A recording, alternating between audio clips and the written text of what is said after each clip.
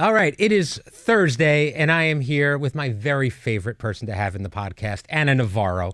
Hello, Anna. How are you? You have me in every podcast because all you do is talk about me, tease me, torture me, mention me. I've been dreading on this. Every podcast. I Yes. mean, it's literally, I'm about to get a restraining order because you are bordering on stalking me.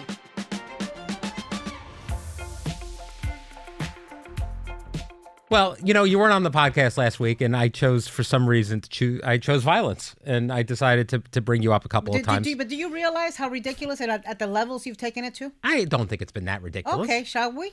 The other big news was Cory Booker spoke for 25 hours, breaking a record that was set on this podcast by Anna Navarro. You're gonna pay for that.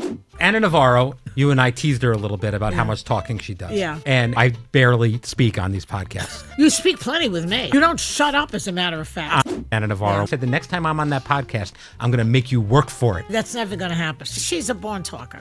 So listen to this. I'm at an event with Hillary Clinton. Ooh, what are you, All right. Anna Navarro with the name drops? No, I'm in television 28 years. I know a few people too. I know. I'm just teasing Anna because she's going to kill me later. And that's not even all of them. Okay, well, gosh, I'm funny. Oh, yes, hilarious. Look at Cha-Cha. Yeah, she can barely. Her laughter. Hello, Cha-Cha. Cha-Cha still likes me. Hello, Cha-Cha. Yeah, listen, you're always on my mind. What can I say? But no, people love the Anna Navarro podcasts, and we made the joke, and you and I may have made this joke too, that like sometimes you're fired up and you're talking, and I'm drifting off and watching baseball off in the corner. Donald Trump is president. Yes. He is a threat to democracy. I am fired up on a daily basis. I understand. They are going after my people. And to be clear, your podcasts do quite well. Clearly, nobody is missing me talking on the podcast. Yes, say that again. Your podcasts do quite well. And how about this? The podcast that you and I did together was nominated for a Webby Honors is what it got. I got an honor Webby or Webby Honor, and it was very nice. And we're going to get a little certificate, and I'm very excited about that. And what did you do? What did I do? You posted about the Webby Honor without mentioning that it was my podcast. Oh, that's true. And then you texted me complaining that I posted it without mentioning you in it. And then I posted it and then said Anna Navarro would like people to know that this was her podcast. Yes. Thank you very much. I mean, to be clear, it was an award for everyone at the podcast. But okay, enough about us. Okay, enough Start about talking about real stuff. Yes. Well, for those who enjoy hearing me talk, you can turn it off now. Let's jump into the tariff showdown. This morning, you said President Trump went in with a wrecking ball with no regard for the consequences. I think that's a pretty apt description. Do you think people who voted for him are upset about this? On this one, yes. And I will tell you. So I mentioned this on the show. When I went home last week, I landed and Air Force One was at Miami International You took Airport. a photo of it. Right. I remember, yeah. This was Thursday night. So he spent the entire weekend in Florida, and he was in Miami because the Saudis were holding, the people who chopped up the Washington Post reporter into little pieces. The Saudis who sponsored the LIV tournament were hosting this tournament at his club in Doral. And he was there playing golf as all of America and all of the world was looking with great anxiety at the effects of these tariffs, these announced tariffs. So I think, for the first time, so there were several, Cuban American, Republican leaning or Republican heavy posts on Instagram. People, like a few sites that are very, very Republican. And for the first time since he's been elected, I saw the comments where people were pissed. People were pissed because, we talk a lot about the stock market and what these tariffs have done to the stock market. But the stock market is just like one symptom of these tariffs. It's about, and the people who are in the stock market, people think that the only folks in the stock market are rich people. That's not true, because there's a lot of Americans who have 401ks or Sure. who have who are invested in pension funds, state workers that are invested in the stock market.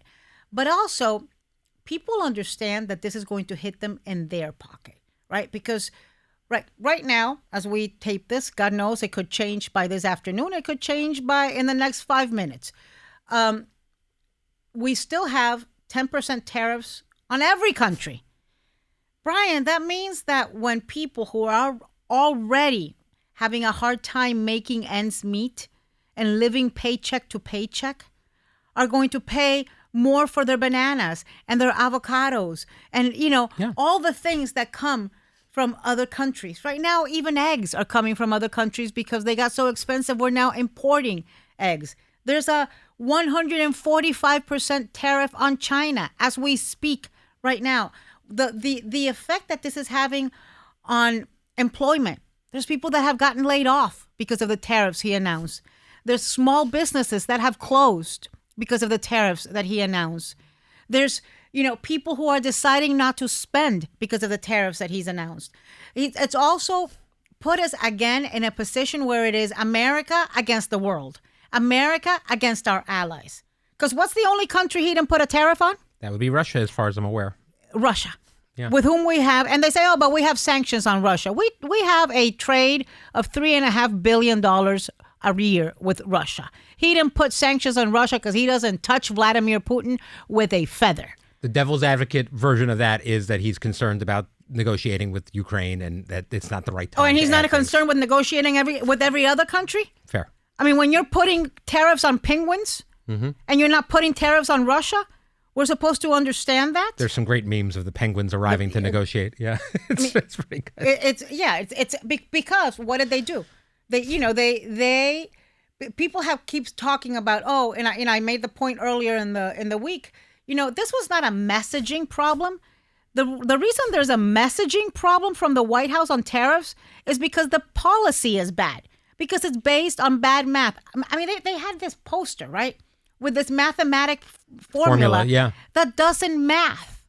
And then they had these charts with all of these tariffs, supposedly, the tariffs that these countries supposedly impose on us.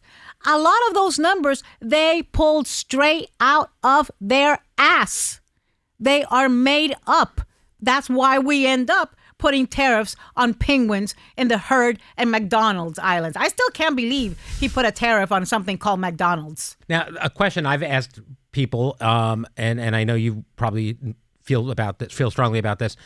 If Vice President Harris had won the election and had done similar policies, of course she would not have. She was not in favor of tariffs. But if her economic policies had triggered a reaction like this in the stock market, how do you think Republicans would have responded? I mean, it seems it would be all out chaos. She would be impeached by now. They would have introduced Republicans. If Kamala Harris had done this, if any Democratic president had done this, maybe any other Republican that wasn't Donald Trump had done this, they would have filed articles of impeachment already. And we would be talking about their mental stability, the mental stability of the president. And you know what else would have happened?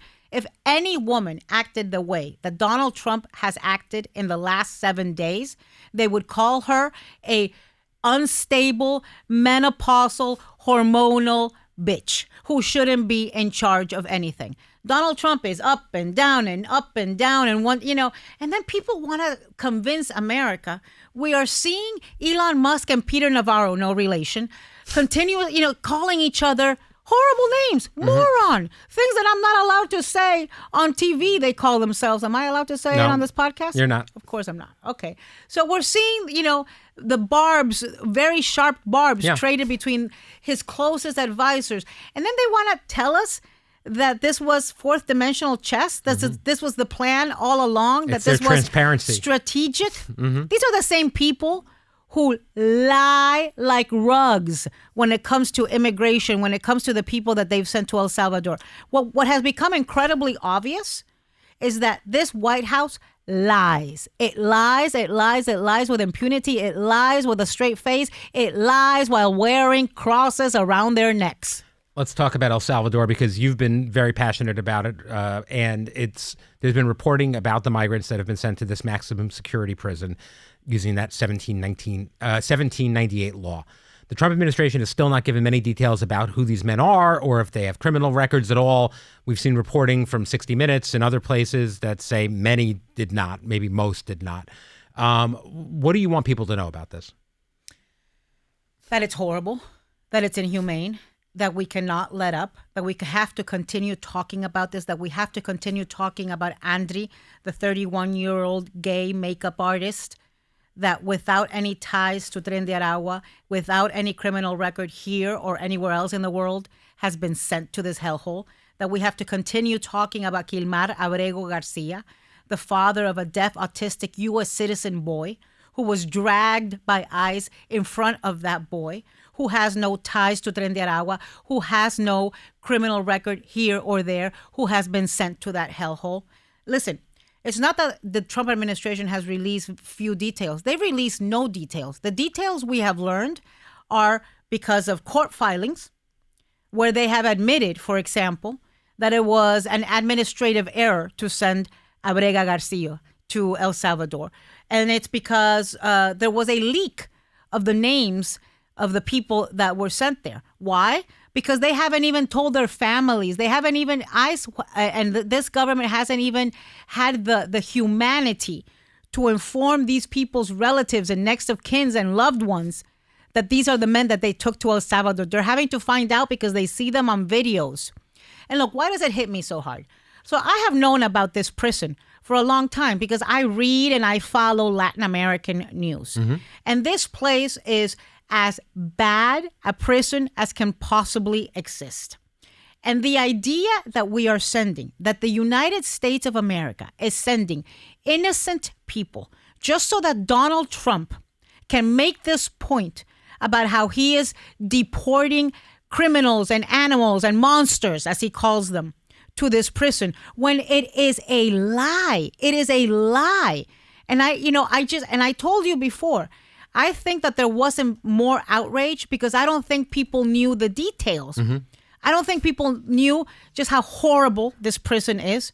There are no human rights. This is not an American prison. This is not a terrible American prison. This is something that we can't even imagine here in America because people didn't know that the folks that he's sending there are not criminals and monsters and animals like he calls them, right? The CBS report, the 60 Minutes report found that 75% of the people who have been sent there have no criminal records and have no ties to Tren de Aragua. And they found that there were 22% that of the people who do have criminal records, the 22%, the criminal records are non-violent offenses. So you're talking about people who may have had traffic violations, mm-hmm. who may have shoplifted, who may have been picked up for loitering in front of a Home Depot, which is what immigrants do. When immigrants want to go find a day job, they go and they stand in front of a Home Depot or in certain corners in a city to go get picked up by people who need a handyman for the day.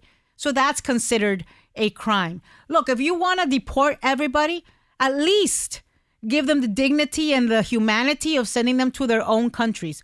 But to send them to this prison where nobody comes out of, nobody who gets sent by El Salvador to this prison, no Salvadorian basically comes out of there for no reason, just so that Donald Trump can use them as props in this Shakespearean play that he has made up is it's so unbelievable to me. And I kept saying in during the campaign, I spoke about it at the Democratic National Convention, that Republicans are always saying that Democrats are communists and are socialists. And I said at the Democratic Convention that if anybody acted like a communist dictator, it was Donald Trump.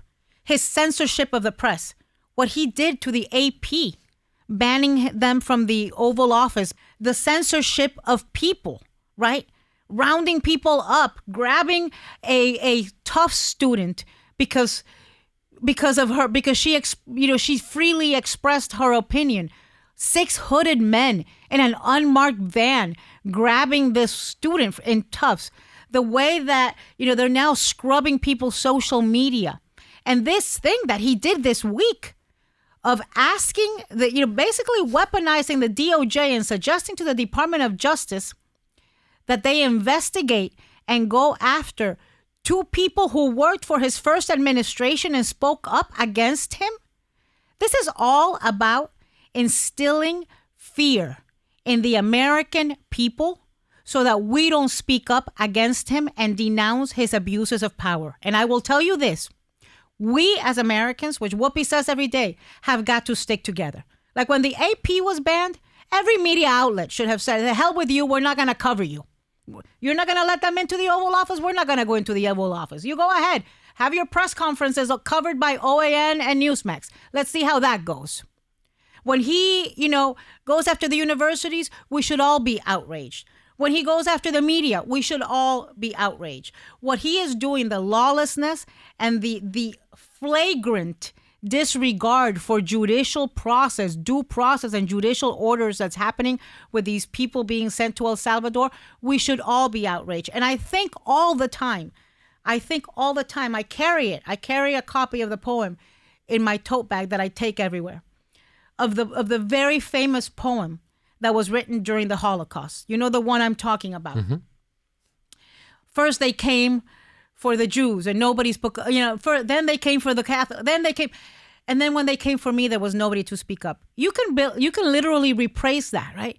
First he came for the immigrants, then he came for the judges, then he came for the students, then he came for the media, and nobody spoke up. And so when he comes for us, there's going to be nobody left to speak. That's why we have to denounce.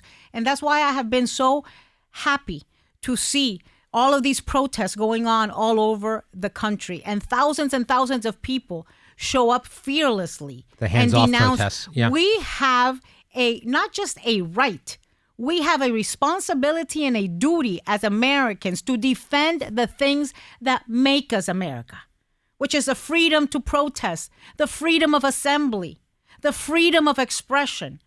We cannot, as I've told you before on this podcast, be the ones that start censoring ourselves out of fear. We have got to band together. We have got to band together and denounce what is happening in our country. He is destroying our country. He is destroying our international alliances. He is destroying our economy. And I was glad to finally see some Republicans who have been silent as he does what he's doing with these Venezuelan men, who were silent as he pardoned 1,500 insurrectionists, who have been silent as he attacks the media. But finally, when it hit their pockets with these stupid, moronic tariffs, then you've seen some Republicans wake up and demonstrate some semblance of a spine and, call an idiotic act. And he listened, right? He talked about how people had gotten queasy. Mm-hmm. Okay, go ahead. Ask me something. No, it's fine. Cut all that out, okay? No, I'm just kidding. All right, I'm going to ask you something. It's my turn to talk. And it's going to be about one of your favorite topics, Cha-Cha, because I saw a photo of you and Cha-Cha with a former guest of ours, Illinois Governor J.B. Pritzker, another one of your billionaire friends. Tell me, you actually like this billionaire. Tell me about what you were doing with him. I like most billionaires. Do you? Except for the ones that are with Donald Trump. Okay. Yeah. And Donald Trump. They throw good parties. Tell me about Governor Pritzker and what you were doing with him and your dog. He was in South Florida.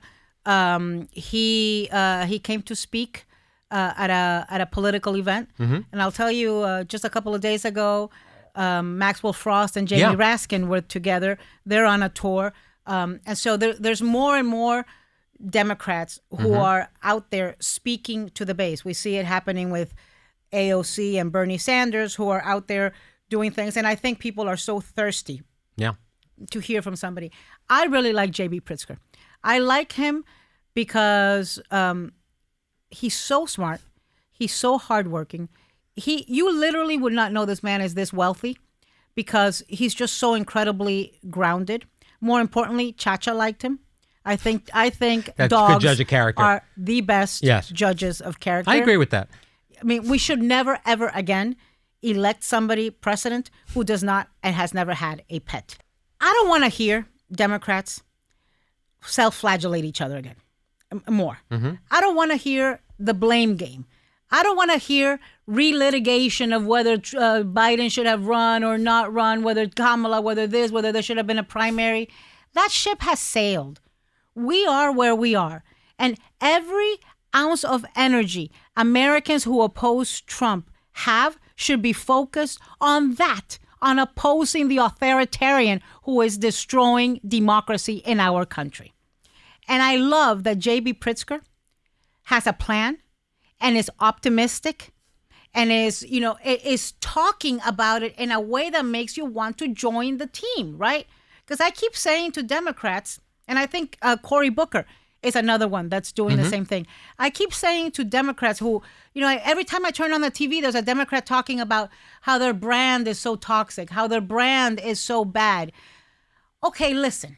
If we were under normal circumstances and there was a normal precedent from another party, I could see where you could be doing all of that navel gazing and introspection and, just going ahead and, whipping yourself and feather and tarring yourself.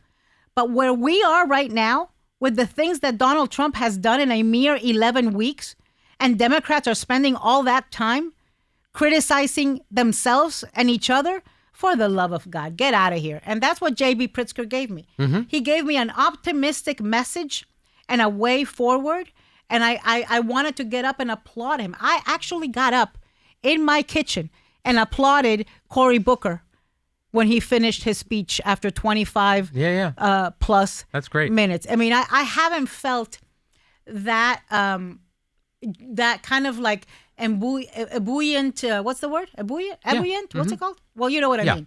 That kind of for me, fissiness. ebullient for you. Yeah. Yeah, I haven't felt that kind of like optimism and just, like, yes, like, okay, like when you see somebody You're inspired. lead. Yes, you were inspired. Yeah. And here, to me, here's the important thing. I think what each of them is showing, what Cory Booker certainly showed, is each of us can do something. The something might be different depending on who we are, what platforms we have, but each of us can do something, whether it's calling your congressperson and telling them how pissed off you are, or your senator, whether it's showing up to a protest, whether it's volunteering for a campaign, whether it's donating money, whether it's, there's posting and amplifying messages on your social media and showing you're not afraid. Each of us, not all of us can go stand in the well of the Senate for 25 hours and speak, but each of us can do something. And we have to figure out what that something is, and we have to do it. I think you could do it. I think you could do 25 I have hours. A question. Shut up. I have a question that I want to ask you. Yeah, please.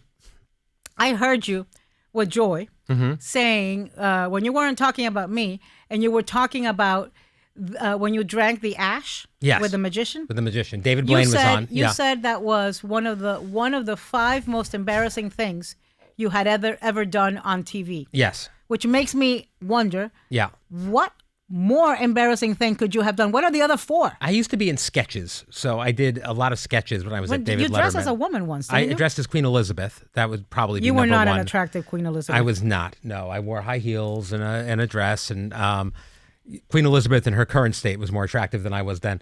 And so that was been dead for 2 years. Yes. But so I've done that. I also dressed. Let's see, what else did I do? I was painted blue for a bit once, head to toe, painted blue like an avatar. I was Batman a couple of times. I was dressed as Captain America. So I would make a fool of myself on a late night comedy show, which leads the people here to suggest that I do the same quite often, and occasionally I indulge, but for the most part I say no. Okay. And that's pretty much it. Those things sound pretty embarrassing. Yeah, they were pretty bad. But then, I got paid for that stuff. All right. There's nothing you won't do for money and ratings. Nothing. Thank you for joining me today, Anna Navarro. I enjoy your company always. We have a programming note. So you listen to the Behind the Table podcast, you find out what's really going on, because tomorrow there is a brand new episode of The View. Joy is out. She's under the weather this week, but Whoopi will be moderating tomorrow's Friday episode, all new. And we're joined by Scott Galloway and Bryce Dallas Howard. We got some animals, a Viewer deal. We got lots of stuff going on. And then next week, Behind the Table and The View are going to be on break. So people are going to tune in. They're going to go, where are they? We're on break. We need a break. You need a break? I need a break. Do I look like I need a break? Yes, you do. And then we will be back with all new episodes of both The View and Behind the Table on Tuesday, April 22nd. Thank you for listening. And who's going to be on? My friend Eva Longoria. Yes, that's right. Very exciting. For Spain. Yes. All right. More to come, but thank you so much, and we'll see you. We'll see you soon.